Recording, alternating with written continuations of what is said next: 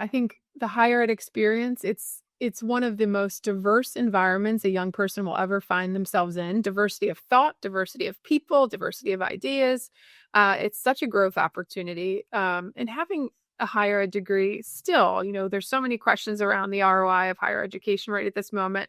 It is still the most steadfast ticket to the middle class. And so really thinking about economic mobility and what drives economic mobility, it's often social mobility. And where do you build your network?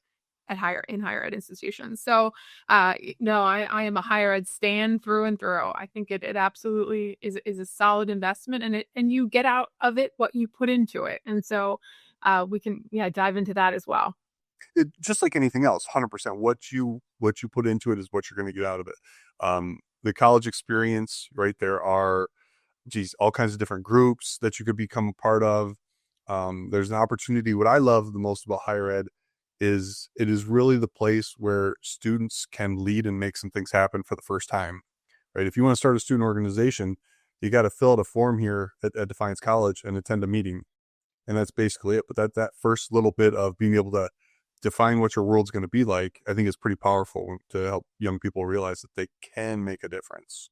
Absolutely. It's a sandbox to really grow and develop your leadership skills. I totally really believe in that. I work so closely with students who were absolutely starting organizations, and oftentimes they were had a social angle, whether they were interested in thinking about supporting students who were graduating high school on time, or thinking about college access, or thinking about alleviating hunger. And you'd have these bright-eyed young people coming forward saying, I want to solve this issue.